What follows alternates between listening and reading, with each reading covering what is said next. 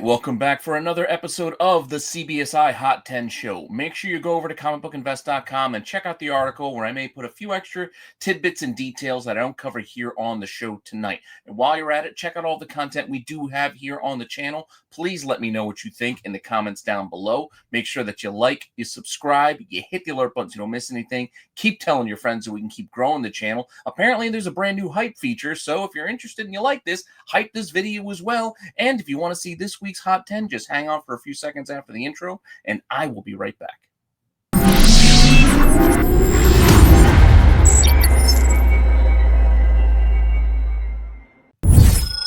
Notable sales. And our first notable sale is this classic, all-time classic, first appearance of Black Panther, Fantastic Four, number 52. Man, this 9.6 sold for a whopping $2,100, which I thought was quite a bargain. And it was, because I thought this was the original. But as you can see here, this is the 2006 reprint edition.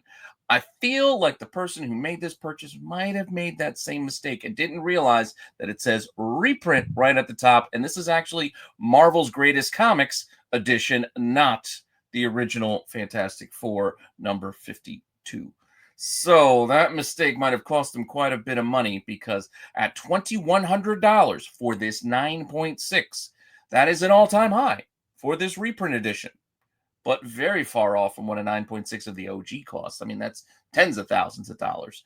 This sold in a 9.8 for only $225 just this past May. So that's what the reprint goes for. So I really feel like a mistake was made here. Could be wrong, but sometimes it happens. You get excited, you overreact, and you jump too quickly on something that appears to be a deal, and make a purchase that maybe you regret. Then again, maybe I'm mistaken. Maybe this is a legit purchase, and this person was super psyched to buy a 9.6 of the reprint for over $2,000. It is what it is. But sometimes there are mistakes made. Just pointing that out. But to kind of keep it a little bit different, as we don't normally cover like a sale like this here in Notable Sales, I decided from the next notable, I wasn't going to go with another all-time high. I'm not going to go with a mistake either. This time, I'm going with an all-time low. In this case, we are talking about Batman Adventures number 12. This particular edition, this is a newsstand edition, sold for an all-time low for a newsstand this past week. And how much did it sell for? Well, it's about the same as that reprint edition we just talked about. $2,254 this week. Price was marked down, discounted, $2,254. The high of this book, the all-time high for a 9.8 of this newsstand edition, was almost $5,000, and that was just this past January. So it was within this calendar year. This was almost $5,000, and it's already dropped to only $2,254. Interestingly enough, this particular edition also sold a few weeks ago, and I guess that sale fell through. And if I'm not mistaken, I checked this registration number, and I feel like this book might have actually sold for a bit more a few years back. But with all that said, and not an all-time high, but I think it sold for almost like $6,000, like I said, a couple of years back, if the number was right. So that's a bit of a discount. With that all said, all-time low for a 9.8 in a newsstand for this first appearance of Harley Quinn. Just also something to keep in mind and something to keep an eye on going forward. With that all said, before we get into the Hot 10, I want to remind any of you out there, if you need supplies, use my code RENA10 for 10% off your entire BCW order. Get your bags, your boards, your long boxes, your short boxes, your CGC boxes, top loaders, pages for your cards, top loaders for your cards. Basically, anything to keep your comics or collectibles safe. You can get supplies over at BCW, and if you're going to order supplies, you might as well save some money while you do it. 10% off your whole order by using my code RENA10. You help out the channel, you get yourself a discount, you really got nothing to lose. Now, with that said, let's get into the actual Hot 10 with our first book. Number 10. And our first book is a new one this week. Yes, this is Joe Mad. Joe Madureira is back on X-Men of all books. And yes, this is a 1 in 50 incentive that he had come out. There is a trade dress version. That's the one I decided to go for because Yeah, I'm fine with the trade dress. Here we have the 1 in 50 that is a version of that same trade dress. And then there's also like a black and white 1 in 200, which is also a bit more expensive. But this, even at the 1 in 50, has been doing well this week, as 1 in 50s go. That said, over a dozen sold. Yes, the average of $56 doesn't seem like all that much, but that's factoring in the earlier sales for well under ratio, while the last few sales have been trending upwards, with the high of $75 and that being one of the last sales. If you go and look at what's available right now, there are a few at auction, all still in that kind of $50 to $60 kind of range, but with days to go. So those could end up higher, while all the buy it nows are at least 75, some cases triple digits, reaching for $100 plus.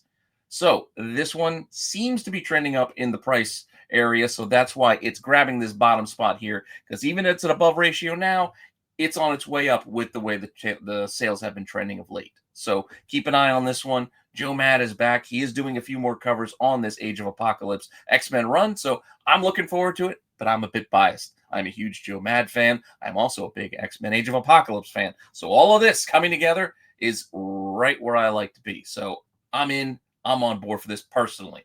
But like I said, I'm biased, as we all have our own biases. With that said, let's keep the list rolling and see what we got for you next. Number 9.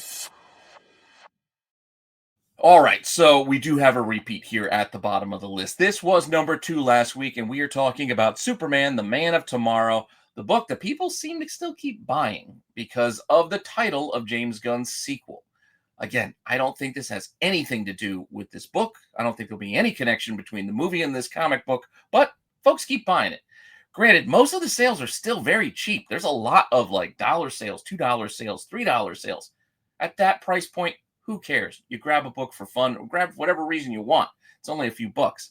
I'm more concerned with this trend of the price actually going up on this, considering realistically it's probably not going to tie into the movie at all. But there were still over 40 sales. Volume down a bit from last week, also a reason why it's dropped down the list, but still selling better than a lot of other books that you'll even see later on this list. But highs now reaching $20, which is double what we had last week, where the highs were only like 10. DCUs are also way up over 200%. As last week we had a DCU, I think, sell for $25. Now they're selling for $60 and $75 for the DCU variant of this book. Now that's a different ball game when we're talking about the DCU variants, because those are a little bit tougher to find, a little bit more unique, another type of collector and collectible to search for. But outside of that, I just don't see why people keep gravitating towards this book just for the title. Because whatever happened to the Man of Tomorrow? Why is anybody going to buy that one? That was a classic. Alan Moore. That has Man of Tomorrow in the title too. Just saying. But with that said, let's leave that book there at number 9 and see what we got next here at number 8. Number 8. Also dropping down the list, we have last week's number 1 book, which is Action Comics 544. Sorry for misspeaking there. This is the popular comic people are grabbing for that Lex in his super suit. Yes, I know there's some debates over different places you can find that first, whether they be mini comics, this is the comic here, or this comic there. This is just the popular book that most people are grabbing, and they are still grabbing it in volume. This is 554, and yes, right there on the cover, we have Lex in his superpowered suit, which we are teased to get in the next Superman movie. Again, still years away. With that said, with over 50 sold, it's still selling better than a lot of other books on this list right now, but well down from last week's 100 plus sales. So keep that in mind. That's why it's dropped down to this spot here at number 8. Meanwhile, prices are on the upswing as averages are up 40% to about $21 now, with a CGC 9.8 selling this week for $275, which in itself is a 10% jump from last week's $250. So prices are trending up while volumes may be easing down a little bit, but we still got a ways to go until this film comes out. So we'll see if the market decides to shift to purchase another book for the Lex armor, or if they decide to stick with this one. Long term, we'll see what happens. But for now, it's still doing very well this past week, and it still earned itself a spot. Even though it's at the bottom or near the bottom, it still earned itself a spot on the list. And with that, let's keep it rolling to our lucky number 7. Number 7. A lot of expectations this week with the tease in the setup for Absolute Batman number 12. As you know, Absolute Batman number 12 is a Bane storyline that's been running, and they were talking about a broken Batman, a broken this, and he's how beat up he was, etc., and it was going to get worse for him. So a lot of folks speculated that this is what we were getting, the absolute or the ultimate sort of version of Batman getting his back broken. Not to spoil things, that did not happen. So let's not make that condition tie here that it did happen or anything. It didn't happen in this book. It can still happen because there really wasn't a lot of going on progressing their story between the two of them in this issue. We kind of went a little sideways. But with that all said, Batman 497 is still selling pretty well this past week. Granted, it's still kind of a pretty cheap book since its 90s glory days. People have found quite a lot of copies out there. So this is not a hard book to find, but with about 30 sold, it's up 35%, again, from volume of last week. I think because of those expectations of a similar storyline playing out in the absolute universe of the DC side of things. But at an average of $10, high at 20, it's not the most expensive book in the world, as 9.8s are only $70, and there were plenty of sales, $5 and less on this. Yes, a few a bit higher, condition sensitive. You're going to get the newsstand collectors paying a little bit more for newsstands, etc. But by and large, it's an affordable book. And if you really did want one, for whatever reason, you can still probably find one. Now, with that said, that's our number 7 book. So let's take a look at what we got for you next. Number 6. At number 6, I've been looking at this book for a while because its volumes go up and down. Now it's kind of on the upswing, and this is Spawn number 9, the first appearance of Angela by Neil Gaiman and Todd McFarlane, because she's coming to Marvel Rivals. Remember how comics used to get moved by character appearances in Marvel Rivals? Like, we had a ton of comics that sold very well last year due to that game. Now, are we going to see this happen again as we get more game releases and more character skins, etc.? Maybe, possibly, but for this week at least, or actually I should say the last 2 weeks, we've seen a decent jump in volume. So much so I had to break it down this way, almost like I did with the classic books, where I'm actually looking at a 2-week segment. So over the last 2 weeks, I counted up over 70 sales, which is a 142% increase over the 2 weeks prior. Because basically, the couple of weeks at the beginning of August there had about the same amount of sales as each of the past 2 weeks, which is around like 30 to 35. So we had like 30 to 35 this week, 30 to 35 last week, and then the prior 2 weeks before that was about 30 to 35 in total.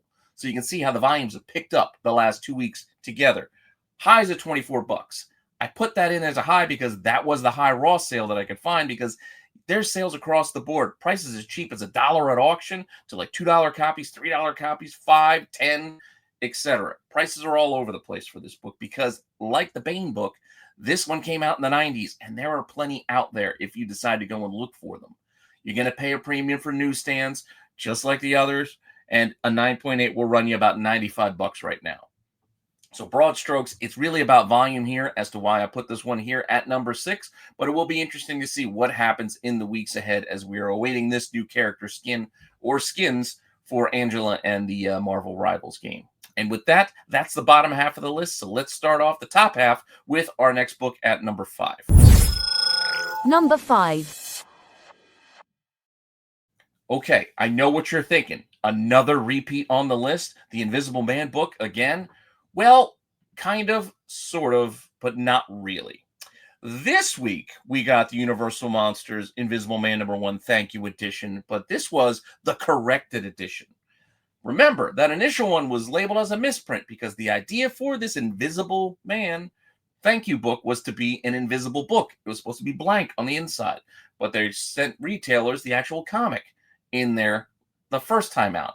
Now, they sent corrected editions, which are blank on the inside. And this is what's selling this week. Meanwhile, the other book, the misprint error edition, whatever we're going to call it, that one's still selling and still selling pretty well. It's around like $70 still. Volumes are way down. Only like a handful of sales of that one. However, about 30 sold on the new version, the new one per stores, one per accounts, that's blank on the inside. These are already averaging $42. Also hitting a high of $100. Take that for what it's worth. It's weird to have 2 versions of this book, one being error, one being corrected, but that's what we got, folks. And it was all a thank you edition, given to one per store, one per account, however you want to call it. And it's the Invisible Man. It's kind of cool, but it'll be a wonky little thing in history as we go back and look at these older issues and have to open it up to see which one is it. Is there pictures inside or not? Or people will be confused by the fact that it's blank on the inside. It's like, why would anybody buy a blank comic book? They may not remember this story and remember what Image was trying to do with this book. But with that said, joke's done now. They got it. They got it done. They got it finally out there properly. So let's leave it at that and see what we got next at number 4. Number 4. On the opposite side of things, we went from an all-white cover to now an all-black cover. And yes, this week we saw the anniversary of 9/11, and every time this comes around, this book comes back along in the spec side. People remember every year at this time and go back and look at this classic silent issue from Amazing Spider-Man. And this is number 36. This is a great issue. It is a classic, and it is a good thing to go and back and revisit this every year and just remember all everyone we lost on that day 20 plus years ago now. But with that said, we're not here to talk about holidays. This is also not a political show, as we're going to get to later. Keep that kind of stuff on the side. We're here just for comic books. Keep things light, keep things fun. Amazing Spider-Man number 36 is selling this week. So much so that we're looking at over 20 sold, which is 110% jump from last week's volume, averaging about $40, hitting highs of 70. Last week, the average was close to the same, maybe a little bit less, around 30-ish. 9.8s are still about $200. We've seen prices higher. We've seen prices lower. This thing kind of ebbs and flows. But again, this time of year, we see an increase and a bump in volume as folks remember 9/11. So this was probably the most popular comic that ties in with that event. So it always comes around every year. With that said, that is our number 4 book, which leaves us with our top 3. So let's see what we got next. Number 3.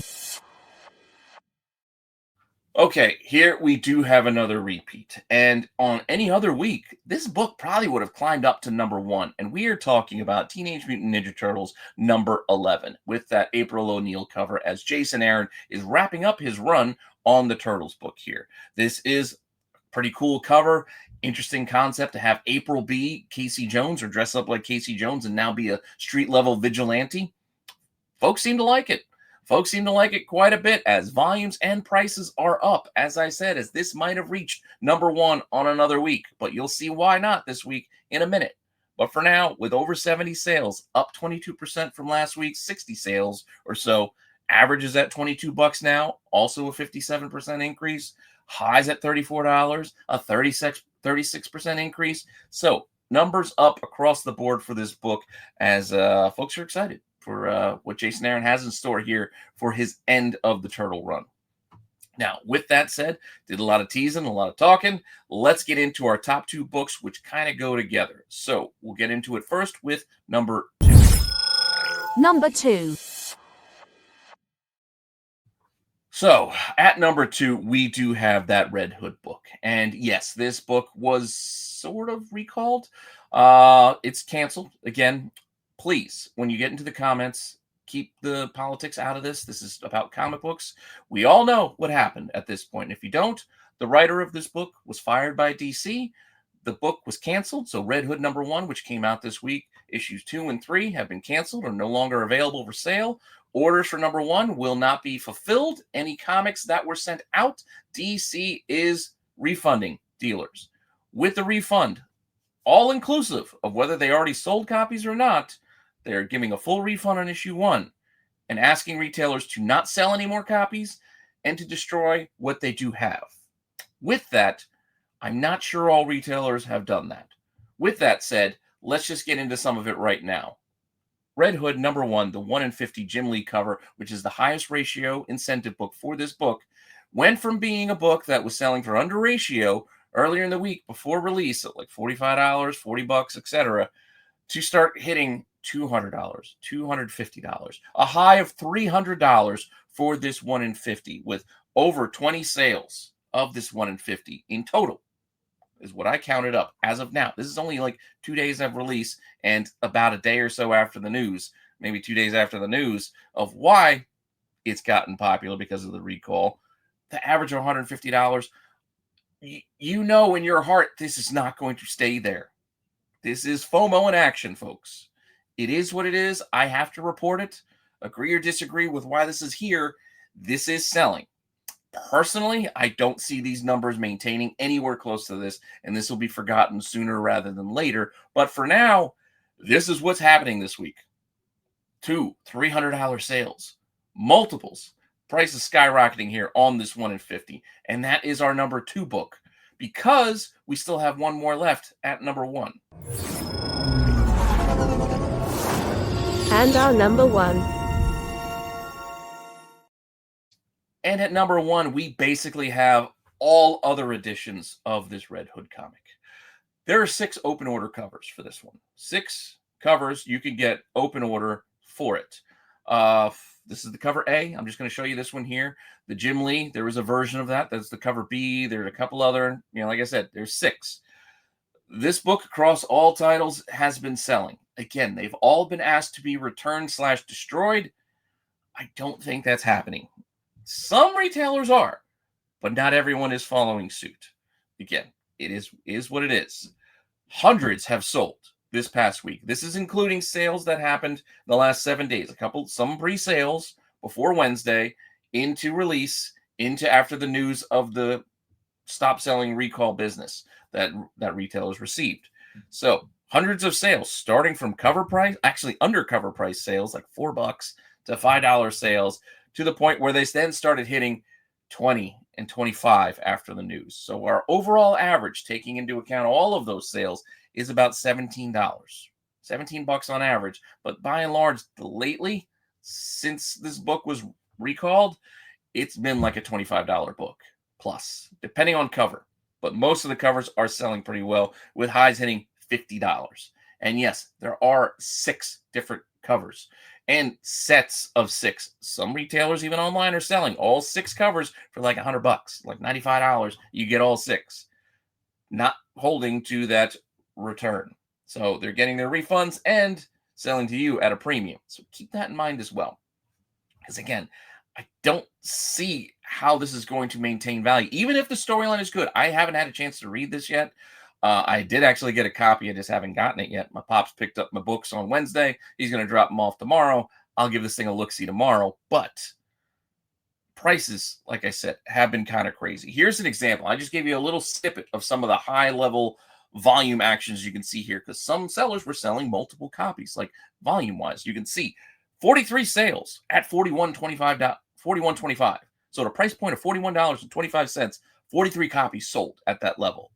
Meanwhile, 43 copies sold for $4.84. You see what I'm talking about here? Over the week, as things go, some sold beforehand, some sold after, etc.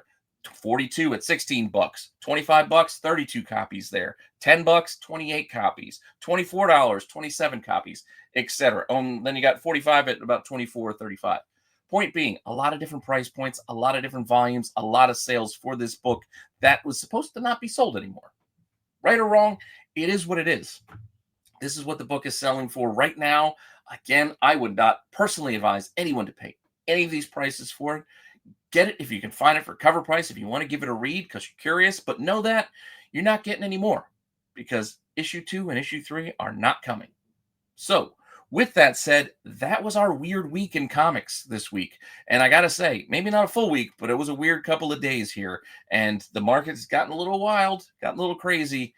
Try to maintain it. Remember, this is a marketing report, not a suggestion list or an investment list. I'm not advising anyone to get any of these books at any of these prices. So keep that in mind as well. But while I'm done talking about that, don't go anywhere. Stick around for the boys on the qualified. Starting up next, they're going to be looking at some highly detailed artists. Yes, Jeff Darrow being one of them, among others. They're going to go a nice little spotlight on some of those artists that really put in that extra effort. I'm hoping Jeremy Bastian makes his way in there as onto Joe's list. But apart from that, they will be covering the outside looking in, as well as some other fun segments that they do every week on the qualified. So don't go anywhere. Stick around for that. And I will see you all later with some more content. All right.